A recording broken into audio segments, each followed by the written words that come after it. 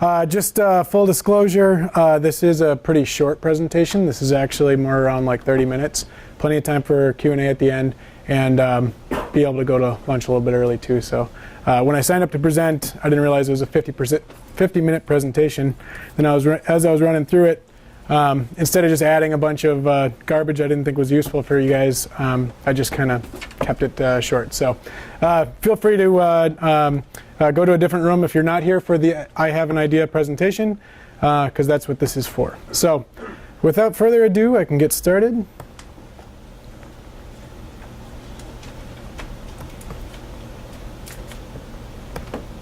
Okay, this was working a second ago. 1 second.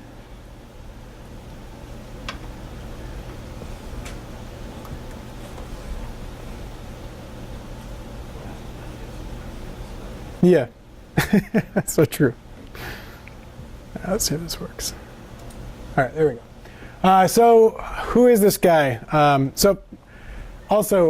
Just to start, I'm not here to pitch you anything. I'm here to hopefully help you if you have an idea. That's why I signed up to present this. So who am I? Well, my name is Kent Ketter-Heinrich. I'm a mechanical engineer by degree. I'm an inventor, tinkerer, adventurer, dad, husband. Current occupation, I work at Target in product design and development. I've been there for about 7 years. I work in the advanced development group, working currently on IoT platforms for supporting our own brand products. And then previously I've done a side project as a chief engineer for a space applications company called Flexible Composites Incorporated.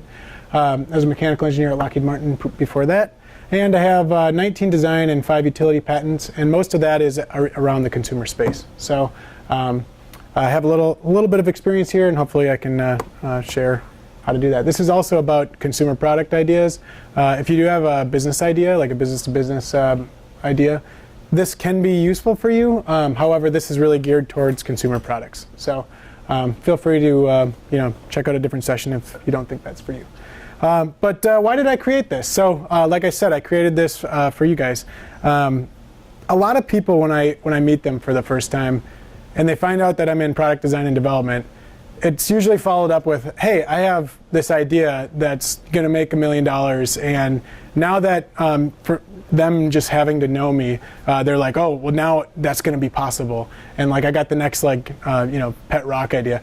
That is so not true. So, and myself included, I was naive about this, but product development and actually launching a successful idea into the world, it's actually, there's a lot of variables that go into that and making something successful. Even if you have a really, really good idea, if you don't have all the variables in place, it's going to fall flat, and you're not going to be able to share that with the world.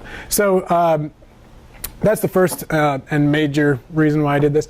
Another reason, the digital and physical line is really blurring, especially when it comes to product development. I live it every day in the team that I'm on, but I know this is more of a digital software conference, and so I wanted to open the door a little bit to see what's going on in the physical world, and hopefully when that comes to you, you'll have a little bit of empathy for your physical partners. And then my younger self, like I said, I was very naive in product development back in the day. I would invent ideas and then try to go and sell them, and I had a lot to learn. And so I have learned over the years, and hopefully I can share that with you. First, anybody know who this is besides Rob? So Stan Bush. He's the writer of the Transformers soundtrack, but basically I like Stan Bush, and this is from his 2014 album. When you catch that rainbow you've been chasing and you find your pot of gold, you'll know it's not the destination, it's what you find along the road. It's the journey. So that's from one of the songs, and I found a way to plug it into my presentation. But the point is here, you need to learn along the way. So it's not the destination typically that you find the most value from. It's actually what you learn along the way that refines your idea. And actually something you might learn maybe for something that's in a future state, but learning is the key here. And light fires, small ones, but not fire phones. So like I said, I work at Target. I throw a little stab here at Amazon. They make a lot of successful hardware products, but this was one that we all know failed. The point is here, though, MVP Anybody here familiar with the term MVP? Probably many of you. Okay. Yeah. So that also applies to physical product. And the ones that take the MVP approach, build something small, and get it in front of the world, and then learn from it, and iterate before you scale, you'll usually refine your idea and actually make something a little more successful. So as you know, Amazon learned this the hard way, and I don't know, there's a lot of variables why things fail. And so I think that the approach that this presentation is going to show you is more on the user-centric approach to product development. And I think that maybe one of the variables that they had was, if they would have brought their operating system in front of users, they might have found early on that it wasn't a very friendly environment for their user. Also, maybe they should have asked people if they were comfortable with 6 cameras looking at them.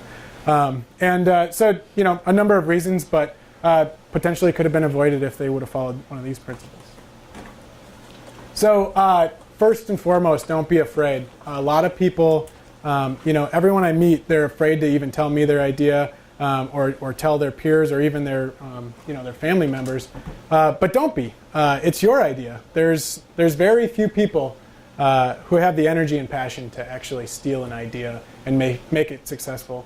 I put this little quote on the right here. I want to sleep, but my brain won't stop talking to itself. So, and maybe some of you have already known this, but when you have an idea, you have that brain buzz going, and you're up at night, and you're staring at your ceiling, and you're thinking about all the different applications of your idea, and nobody else ever has that feeling about your idea. So keep that in mind when you're thinking about sharing it with people. You're the only one that has that passion around that idea and how to make it grow. And so, turn your idea into a real idea. If you don't share it with the world, nothing's going to come of it. If you're afraid of failure, you're already a failure. Because your idea that you came up with, if you don't share it with the world, it dies with you. So your idea is already failing right now if you haven't talked to anybody about it. And it will continue to fail until you take the first step. And then you're no longer a failure. So that's the good news. That's a picture of my daughter. Nice surprise face. So point is here, you're already a failure if you haven't shared your idea. So get it to the world. So how do you do that? Well, you have to take the form of research. And this is going to be the major theme for this talk, is how do you get some research done? How do you get in front of the user? But the easy place to start with is friends and family. So, we live in the land of passive aggressiveness. But if you go to your family and friends and say, look, you're not going to hurt my feelings. I want some honest feedback here. I have this idea. It's been bothering me. It's been keeping me up at night. I want to share it with you and find out if it's something you think is useful. Start there. It's really, what's the worst that's going to happen? They're going to say, that's a dumb idea. Okay. Well, then you learn from that. But that's the easy starting point. It's not the place to end. So then you want to take, if you find your idea is still kind of valid, it's got some good ideas, maybe you've morphed it a little bit based on some of your initial feedback from friends and family. Then you want to go into the big world of research. And this can be done. It's not, a lot of people are intimidated by this. And they're like, oh, I don't want to hire a research firm. It's going to cost me all this money. The good news is you don't have to. You can do this yourself. It's not that difficult. It is an acquired skill. But I'll give you a little primer on it, and hopefully you'll be more prepared to do such a thing. So quantitative and qualitative, that's the two competing, not really competing, they're the two buckets of research that's out there. And so quantitative is, and I'll go into a little more depth, but quantitative is more like the data approach, maybe a survey, SurveyMonkey or something like that. And you want to get something that's statistically significant, and maybe it's for honing something. And then qualitative, you can think of it as more of a conversation and digging deeper with your relationship with your user. Point on the quantitative though, big data doesn't always equal good data, so you have to be very careful on how you build that. So let's start with that. Quantitative, so like I said, data, surveys, statistics. So this is just like a graph that I threw up there as an example of something you might be able to visualize your data after you've run some sort of a survey. But basically, it's trying to hone in on different aspects of your idea. But the way that you word your questions, if you don't have options that are outside of the world that you're asking, you might end up with data that's completely useless. And you also might end up with too much data. So you got to be careful there too. If you're asking the whole wide world of 5 million questions, and you're trying to find something about one particular idea, one particular pain point in life, you're not going to dig that out of the world of everything. And so be narrow on your focus, but don't be so narrow that your questions are limiting your responses from your users. So try to think of what are the scenarios that could be, and then include those as potential answers if you're doing a survey. You can also do quantitative research just by like grabbing people as they're coming by with whatever it is. So like I work at Target, like I said. One of the things that we'll do sometimes is we'll do like a store intercept, and we'll have people coming out the door. We have on the receipt sometimes a little question, a little data survey. There's a lot of different ways to get that data, and not expensive ways too. So it's pretty easy to do yourself. And this is a lot easier than the qualitative piece, which we'll talk about next. But I think that there's a combination of both to get actually good data for you to refine your idea. So this is qualitative. So let's dig into what that means. Like I said, you can think of it more of as like a conversation. So you're digging deeper. You're not asking leading questions. This is a much harder type of research to do yourself. But the good news is it's an acquired skill. So as you start, even with your family and friends, you'll learn how to start asking questions around your idea that aren't leading people to answer your question in the way that they think you want them to. It's more of asking questions and finding, are there underlying themes to their answers? Make sure you're taking really good record keeping of the responses so you can actually look at the responses later and not try to just remember how the conversation went. Because if you try to just remember how the conversation went, you're only going to think about things that support your case and not about some of maybe the underlying nuggets of value that you could use to refine your idea. And so you want to dig deeper. You want to ask questions that are surrounding your idea, and then look at those themes later on. Your user might actually tell you things without actually saying them. And so you could see a theme of like maybe there's 3 answers that have the same theme, and there's actually a bigger pain point, a bigger use case that your idea could potentially solve, but it's just scratching the surface. And so qualitative research helps you actually dig that out. And I can help with this too if you have questions about this specifically. Like I said, we're going to have plenty of time for Q&A at the end. But like I said, it's not hard to start. Again, this is when you pay a research firm, it's usually they're offering their expertise in this. But you don't necessarily have to have that to refine your idea at the early stages. And then research has many forms. So prototypes can take many forms. Hack your research, get creative, and then in bold, shut up. So one of the hardest things that people have when they're trying to do their own research on their own idea is they don't shut up. It's just a pitch about their idea. And they're like, oh yeah, and then it could do this, could do this, could do this. But the point is, you're not allowing any area for input from the person that you're having a conversation with when you're doing that. You're just pitching to them, and it's not a pitch. It's research. It's a conversation. It's about digging deeper. And if you don't shut up and listen to them, then you might overpower the conversation, and then you actually didn't learn anything from it, and you might go down the path ill-informed. So, and then you'll make bigger mistakes later on, because the whole point of this is to refine your idea so the risk of actually launching is much lower. At some point, you're going to have to launch, and we'll get into that. But the point is, you have to get that information up front. And there's no excuses. I've seen literally everything from Post-its to full-blown production prototypes for doing research. And the picture on the far left, those are some of the prototypes that I've used for my own research on some side projects I've done. I own a 3D printer, so that helps me with some of the physical prototyping. Post-its, like I said, people have talked to me and asked me things with a sketch on a napkin, like that's a real thing. It's not just a cliche.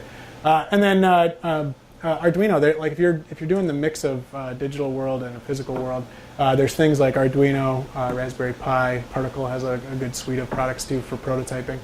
We use those pretty heavily in our initial research in the stages of things that we do. But if you're good at coding, and most of you probably are because you're here, those are good ways and easy access points to make a breadboard demo to get in front of people, show the functions that you need to show, and you don't necessarily need a final product. And actually, it's even better than showing the final product because people will sometimes really get hung up on a really beautiful looking thing. And then they'll be like, oh, well, I don't really like how the design is this way. And the point is, it's not about the design. It's actually about the function. What are you trying to solve? What is the idea trying to solve? And what's that product doing to enable that idea to help the world? So remember, I mean, key thing here, remember, it's easy to do, and just shut up and listen. So, and then this is kind of the process after that. So you want to build it and you want to roll with it. So this idea of iterating, starting small with an MVP, it doesn't stop there, obviously, but you want to build it into something. But build small. And again, take it through that process, test, learn, and then iterate as you scale up. Even once you've launched something in production, you'll see some examples later, you need to continue to refine, iterate on that idea. And the point is, if you're building this out and you're getting that feedback all along the way, you're lowering your risk of like a business failure and a launch failure. But you're also learning from your guest, and maybe your guest is evolving. And maybe your idea has to evolve to keep up with the times. And if you're not getting that constant stream of feedback, your idea is actually going to get worse and worse over time. And so you have to stay in tune with your core user, and then revise, build. So you start with your idea and your failure if you haven't moved to the first arrow, which is building some sort of MVP and sharing it with the world. And then cyclical. The point of the arrow is just cyclical, right? Revise, refine, pivot. And then you want to eventually go to, and this is kind of getting towards the end of this talk. This talk is a 101. But you want to go into like production prototype, and then how are you going to scale this with production? And then you want to do launch and build it for scale, but build it for the ability to modify your product too. When you're going to launch, a big mistake that a lot of people make is they're like, okay, yeah, I think I have enough here, and I think my idea is good, and then I'm going to launch it with like 1 million units.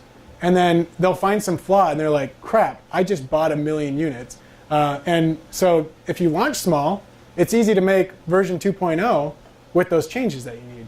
And then maybe you scale up to the next chunk of users that you want to do. There's no overnight success here. There's a few, I guess, like Pet Rock. Who knew, right? But the point is that you need to grow, you need to learn. And overnight successes usually came with a long string of learnings along the way. And then I have a couple examples. So like I said, I was going to mention some examples. So Ring, they started with the idea of home security, right? And they're still trying to deliver on that idea. They also recently just got bought by Amazon for $1 billion, so you could say they're a successful company. But look at the Gen 1 product that they made to solve their idea. The first doorbell, I don't know what it was, I think it was 720 or something for resolution, and it wasn't super great, but it actually solved on the guest need. So they were in tune with the guest enough to understand what is the need that they're trying to deliver on, and they took the form of a doorbell to deliver that home security need, and they did it pretty well, but it wasn't perfect. And so on their next launch, then they went to Video Doorbell 2, and then they went to Video Doorbell Pro, and I don't even know what kind of features Video Doorbell Elite has. You'd probably like order pizza from drones or something with it. But the point is that now they're not even just one product. They are a suite of products, and they're all delivering on the same idea, which is home security done better, right? And so it's not a product. Anytime you have an idea and you think about it as a product, you're probably going to fail. So think about it as an idea of like, what is it solving? What is the core user that you're trying to solve a need for? And the ones that are solving a need, those are the ones that aren't just a flash in the pan. Those are the ones that are going to stand the test of time. And so how do you have products that support that idea, but your idea is the core thing? And so products will help solve that, and then some products will help solve that even better. So as they've evolved, I'm sure Video Doorbell Elite does a lot better than Video Doorbell 1, and that's because they've evolved, but the underlying need is the same. And then I have an example on the bottom. This is actually a personal example of one that we've launched at Target. So there was I used to be in the lighting business and the light bulb development team, and so there was this ongoing thread of vintage bulbs in the design world, and everybody loves. Anybody here have the vintage like Edison style bulbs? 1, 2, all right. So we were seeing it pop up a lot in designer blogs. A lot of people were buying those things. But as an engineer, it was like just killing me because they're so terribly inefficient. They're literally trying to be what Edison made way back in the day. It's like, come on. So while I was on a development trip for and in some factories, I found that there was an ability to use LEDs and all the benefits that come with LEDs to make that same look, that design aesthetic, and that beautiful warm glow. And so we started building it out. We got it in front of some guests. It was popular, and we launched it. But we launched it small. We launched it with just 3 SKUs, and it took up a small part of shelf space, and it happened to be a pretty big success. And so instead of just like scaling it from there, we've actually evolved it, and we learned from our guest based on that first launch. And now there's 6 SKUs, so these are the 3 additional SKUs based on some guest feedback, and we added in additional features and optimized the product even more. So you can see in the picture on the left-hand side, there's like you can see like the heat sink here. We're able to optimize the tech on the inside to manage heat just through the glass and not through an aluminum heat sink. So we removed that, so the bulb's even more beautiful. We also increased the functionality by adding dimmability, and like I said, expanded the line to meet on guest need. So 2 examples, but again, the underlying need here and the other underlying idea is people want to light their space in a warm and inviting way so that it feels really homey. It's not about a light bulb. It's about actually it can be done with a number of different light bulbs. But the idea is, how do we make an energy efficient, better for the environment, better for the consumer's wallet when it comes to electricity bills, that still lights their space in the way that they want to. And so 2 ideas, 2 examples. And then disrupt yourself. So again, this is actually my last slide, and we'll go to Q&A next. But how can you solve your need cheaper? The idea of disruption is basically not somebody doing it better than you. It's actually somebody doing it for maybe cheaper or easier or quicker. And so how can you solve your need that you have identified as your idea cheaper? Or is there an area of the market that you're not actually addressing? So maybe you're in the premium side of your market, and you want to look into, maybe there is a low-cost version, so it kind of blocks competitors from jumping in on you. Or maybe you're on the low-cost side, and there is room for a premium product. But explore both ranges, because usually it's on the fringes that a disruptor will come in. Also, what features frustrate you? How can you look to evolve your product on the next go-round? Are you hitting the whole market for your idea, like I said, hitting the whole the fringes and not just your core guests? And then the images here are about the music industry. So the underlying idea, and this isn't all-inclusive by any means, but the underlying idea for music industry is that people like to listen to music, right? And we used to have physical media to do that. We used to have record players, CDs, 8-track tapes, cassettes, you name it. And that was disrupted by a lower quality format. It depends who you ask, but MP3s, the digital format of music, came in, and then there was MP3 players, and now you could travel on the go a lot easier. So it delivered the need of like, well, now I can bring my music with me a lot better than bringing a Walkman or a boombox or whatever. And then once that digital evolution happened with music, well, now that opened the door for a whole nother disruptor, which is streaming. You don't even have to buy the media yourself. You can have literally thousands of songs in your pocket, and just through a service with like Spotify or Pandora or whoever you choose. So again, underlying need here is people like music, and they like music where they're at. And then these are just different technology and ideas or products that deliver on that need. But the need's not going anywhere, and it'll probably evolve even further than this. So. And then, yeah, like I said, man, we really buzzed through that. But Q&A, I do want to, before I open it up for questions, opportunity. So throwing this out there, total shameless plug, but my team is looking for some additional support. We're actually growing right now. So if you're a firmware engineer that happens to be super passionate about the blend of the digital and physical world, or if you're some sort of a mobile application developer, we're looking for a number of those as well. And come up and chat with me afterwards if that's something that you're capable of. And also, you have to have a passion for how do you solve users' needs? How do you bring joy to the world, to people in a better way? That's Target's mission. So if you don't want to bring joy to the world, then go work for somebody else. But yeah, any questions? Yep. You think of physical product idea? I make software. Basically, it's $700 you buy a computer and you can make, millions of dollars worth of value. Sure. But if you have a physical idea, that's where I really kind of get hung up. Sure, you can buy a 3D printer. Sure, you can make it in your wood shop or metal shop. But if you really want to make like the first maybe 50 of a product, so you can go and say, hey, would you buy this for $25 or whatever? How do you accomplish those first 25 units? Yeah, so there's a number. It depends what your idea is and like what materials and stuff you're trying to make it out of. But there's a number of ways you could do that. I mean, you could look at even for funding for that. So like if you're making something out of plastic, it usually costs a little bit more if you're not using a 3D printer because you have to buy a mold to do that. You can buy a lower quality mold, and I think even Stratasys has a mold that you can get like 50 shots out of something now too. But you want to look at the like what are you good at? Rely on the skills that you have first, and then partner up with somebody that can do 3D modeling if that's something that you're not particularly good at. You can do that, or you can go out to like Shapeways.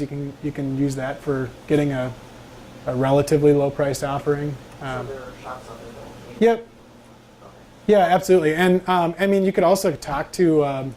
There's a number of smaller firms around that will do like development. The thing is, they're usually looking for like a bigger opportunity to support a business for a larger amount of money to make something like really optimized over, consulting contract that they have. But there's also just a number of, like look at maker communities too, and you could probably find somebody that has a 3D printer to make something for you for a lot cheaper. What's that? Yeah, try that. The St. Paul Public Library has 3D printers that they will let you use basically for free with so long as you buy materials. That's awesome. I didn't know that. That's sweet. They also have a laser cutter. You don't have to be a St. Paul Public Library member. You just have to be. You don't have to live in St. Paul. Sure. I should say you have to be a member of either their library or another library in the area. They do reciprocity memberships, so you just have to bring your card up and sign up. And they do an orientation every other week or so. That's awesome. That sounds like an awesome resource. Go ahead. So when you first develop a product, let's say you have a prototype already, we want to, and there's good reception, but there is kind of a trade-off between price and how much you can charge and how much it costs you. And in the beginning, it's going to cost you a lot. Sure. It might. What is your advice for that? Do you just charge more and find a niche market, or do you just say, okay, we're just going to scale? So that's more on your business approach. Some people will launch things that they're literally just trying to get market share. So like one example is in the light bulb industry. So everybody probably has LED bulbs now. But Cree made a huge market share advance when they offered their light bulbs for pretty much no gain. And then they got their brand out there, and they got huge market share through a partnership with Home Depot. It really depends on what your business approach is. If you're trying to just get something out there like with 50, taking a hit on 50 units or even just like a really razor thin margin, you're still going to be able to prove out if your idea is valid and if your product is actually solving what you've identified as an idea. And so it's not like if people who are going for the money tree, they usually fail. Because they're just making a financial model and they're not putting their user front and center. And so financial models don't stand the test of time unless they have a benefit to the user that's participating in that financial model. Don't worry about the money. Yeah, don't I mean, and you do have to, I don't want to say don't worry about it at all, because you do have to, you can't just like make something awesome and then sell it for $5 and lose $50 every time you sell one. So you still have to have a financial model around it. And I think it would really be about how you plan your business plan. So as you're starting to go through that scaling, I'd recommend sitting down, figuring out a business plan, do it yourself, or partner with people who are. So in your experience, you see hardware products lose money for a while? It depends. My experience is more at the mass retailer side. So when we launch small, it's still launching thousands of things. Like when we launch online only, it's still thousands of products. So The whole scale piece is more from my, some of the side projects I do. And there it's more like, how do you start with like a niche market and get feedback? And then scale it. When you only scale when you have a financial model for it. And that's the whole point. Like if you try to take a big swing and then, you squint too hard and you don't look at the user, you're going to swing, miss the ball, and fall on your ass. So, yeah. Let's say you have an idea, you create a few units so that you start to put them out there for people to use and try it out. You have to fear necessarily of someone, a big company stealing your idea. In other words, you have to think of patenting Sure. right away or what? Again, it depends the industry that you're in. I haven't had any issues with that, but it is a risk. The thing is with patents and everything, it takes a long time to even go through all that.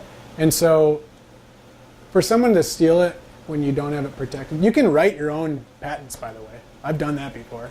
You don't have to hire a law firm, and if there's any lawyers here, they're probably like going to kill me with their daggers. They're staring at me, but you can write your own patent as a provisional patent, and just look at examples out there on the web. There's millions of them, and just look at what is the core of your idea, and then just keep it as broad as possible. And you could submit that as an individual inventor. I think it's like $90 or something. To the USPTO, and that protects you for 12 months. So if you are nervous about a particular idea, you think it's really a game changer technology that really is strong on the IP side of things, intellectual property, then you do want to protect it. And you can start there, or if you're really nervous about it, then you'd want to talk about it with a lawyer. But if you're going down that route, you want to make sure that it has a solid use case before you spend 20 grand on a lawyer to write something for you. What's a good low-cost or free CAD software that you can make 3D prototypes with? Sure. Or something that never got a long time ago? Yeah. SketchUp is one from Google. It's not perfect. Depends on what you want to do. So that one's really good about like drawing squares and pulling and stuff. I use SolidWorks because we have a professional license, but I would start there, and I don't know, does anybody else have We use Onshape, Onshape? which is online, it's free. It's Onshape. And it's by the same people as SolidWorks? So it's from Dassault Systems? It's from guys that left it. Oh, okay, sure. Yeah, well, that's probably good. So it creates the files you need for 3D printing. Yep. Yeah, you just need an STL file. AutoCAD's Fusion 360 platform nice. has a license for startups that's free. That's a free file platform. Yeah, I was going to say the same thing. Sure. Onshape's licensing for free is a good one. Okay. It's free if you post your stuff for everyone. Mm-hmm. So if you're proprietary about your Yeah, that would be. invention, you're going to have to pay for it. Sure. That's otherwise it's free software. Anything else? Along the same lines as that, PCB market PCB modeling software. Do you like? Yeah, does Eagle still have a free? Yeah. Yeah, okay. Yep. Okay, It's size limited, so it's a little Okay. bit, but it's good for most startups. Yeah. And then there's a million, to further that, once you want prototypes, you can get things for really cheap. Just going to like AliExpress to find suppliers. Use companies like PCBWay is one of them. You can get really cheap prototypes. And they might not always be super good quality, but you could throw out half of them and still save a lot of money. So Dirty PCB. yeah, yeah, sure. Any other? Okay, well, thanks. Like I said, we're going to end early, so maybe the pizza's out. And feel free to come up and meet me if you feel the need.